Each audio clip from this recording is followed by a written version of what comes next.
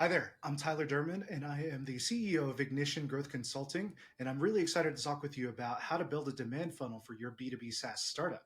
So let's jump in and get started. So let me take you back to 2018 when I had my first job in growth marketing.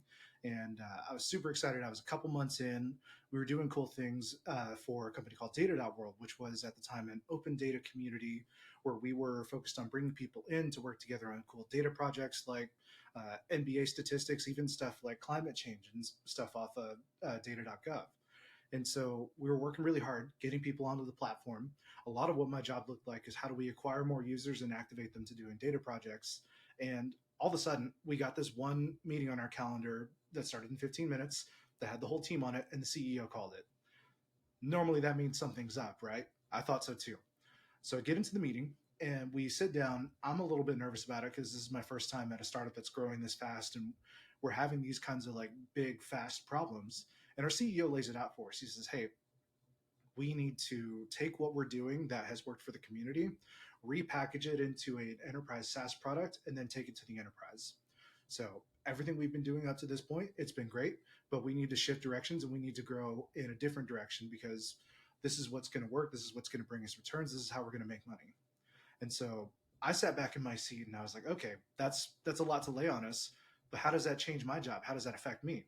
Well, instead of taking a approach of just bringing people onto the platform, getting them to use it, we now needed to think about a buying process in an enterprise company. So how do you influence 6 to 10 decision makers in the buying process?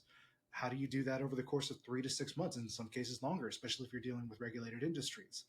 How do we shift from a lead gen mentality to a demand gen mentality where it's a lot more about education and putting our point of view out there and talking about the problems to solve and the ways of solving them that you could do now, especially with our help. So that was everything that we needed to figure out over the course of the next couple of years. And that started with figuring out how do we measure marketing efforts. And being a B2B SaaS startup, we needed to start figuring out how to measure our marketing efforts against a demand funnel. So if you're not familiar with that, a demand funnel is basically a sequential set of stages from maybe it's lead to marketing qualified lead to SQL sales qualified lead. But we chose that way to measure our marketing efforts so that we could say, okay, here's how many leads are coming in, here's how many are going to make it to the sales team, and then here's how many we expect to close. It gives us some predictability and ability to measure what we're doing. And so the trick at that point was which one do we use? How do we pick the right models and metrics to incorporate? Because the dirty secret out there is everybody's got their own version of a demand funnel and their own metrics that they track within it. So which ones were going to be ours? Let's talk about how we figured that out. So when it came to selecting the right demand funnel, uh, there are tons of them out there. We looked closely at the Forrester and Serious Decisions ones. So on the far left with the demand waterfall, this one reflects a reality where people are coming to your website, they're requesting information, and you're closing them on the phone. So this is a pretty straightforward inbound use case. If that's your reality, then that's pretty much all the complexity you need. All you need is people coming in. You need a way to track whether your sales team followed up with them, whether they're qualified, or if they bought, and you're good. Now, for our business, because we were selling to the enterprise, we had both an inbound motion and an outbound motion with BDRs. So they were going, calling our accounts, and we really liked the one in the middle, the re-architected demand waterfall, where we had affordance for both which ones are inbound, which ones are outbound, and which ones progressed in where they came from. So were they attributable to the outbound team's efforts or to inbound? Now, I have some more evolved opinions on whether that's the right thing to do, but that's what was attracted to us at the time. And the demand unit waterfall on the far right-hand side, that makes sense if you have a more account-based marketing approach of we know exactly who our market is, we know who we want to sell to, so we have a list of them and we're going to target them as units of demand and work our way through them. Now, the important thing to keep in mind is that with any of these models you can pick, any of them can work, but the ones that'll work best will align with your sales cycle length and your go-to-market complexity. Sales cycle length for us was 3 to 6 months. Go-to-market complexity was, people needed to understand what the problems in the space were. They needed to figure out how to solve that problem. We needed to shape the point of view and the frame of reference for the problem to agree with our way of solving it. And so that requires both an inbound and an outbound approach. That's why we ended up picking the re-architected demand unit waterfall to incorporate into our system, which was HubSpot at the time. So hopefully you're with me so far. This is kind of the high level part of it where we talk about what was I thinking about? How did we go through the process of picking the right demand unit waterfall to use? And now we're going to talk about how do we make it fit our business and fit the or fit our view of the world, and how do we get people through a buying process. So what that takes is defining our funnel stages precisely. So if you look again, they can be very different from one thing to the next. So if we take just MQL, HubSpot will call an MQL just somebody that's doing a lot on the website. Are they filling out forms? Are they looking at pages? That makes sense. For Forrester, they think about how do leads fit the target market. So are they in the right industry or the right size? If an MQL fills out a form and they're from Dell, that's an MQL. Tableau, are they indicating interest? Are they raising their hand? Are they filling out requests for sales contact? That makes sense to me too. So at the end of the day, your MQL definition could be any one of these things, or it could be all of them all together. But the most important thing is that you know specifically what it is and you nail it down so that it follows these rules. Every stage definition in your demand funnel, so lead, marketing qualified lead, sales accepted lead, whichever ones you choose, they should all have these three things true about them. The definitions of each of them should be very clear. It should be really clear and obvious what an MQL is versus what an SQL is. The triggering criteria between those should be binary. It should very well be an MQL or it's not an MQL. It's either an SQL or it's not. And then sequential. If you have MQLs and SQLs, make sure if an MQL is one thing, it's not the same thing as an SQL. Or said another way, you can't have an MQL that's also an SQL. It's either one or the other, moving through a sequential set of staging. If you don't have that, then you're not going to be able to optimize your funnel, and you're going to have issues answering questions of, okay, what are our conversion rates? How are people getting through? How do we get more deals in? Those kinds of things. So here's a real life example of what that can look like. If we're bringing people through a funnel, and this is more or less how it was set up at data.world, in our system in HubSpot, we considered everybody that we wanted to sell to as a target account. And if they weren't showing any intent for us, or if they weren't converting on any campaigns that we had for inbound, we had them as set up just as target accounts. When they started converting on forms and sending events, they became leads. When they fit our ICP and filled out our lead scoring, they became MQLs.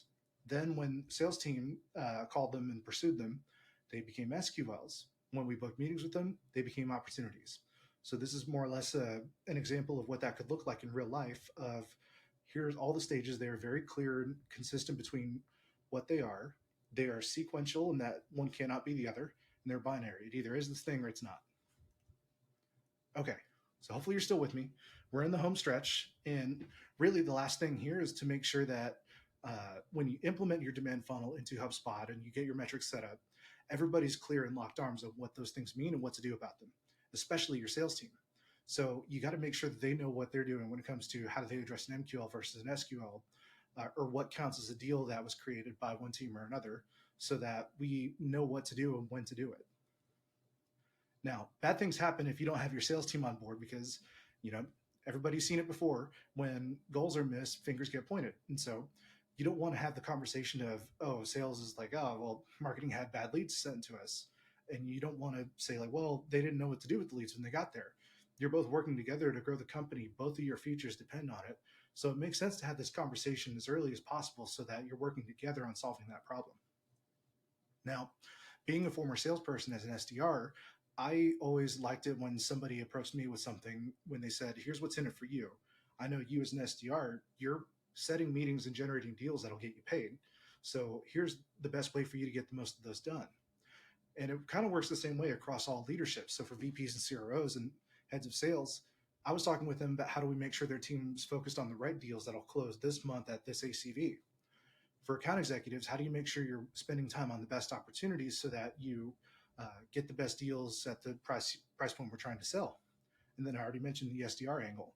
So that was the best way for me to bring them in, is to say, hey, this isn't just our stuff. This isn't just marketing metrics. This is our way of showing you what we're doing to bring you leads that you'll eventually close and make money on.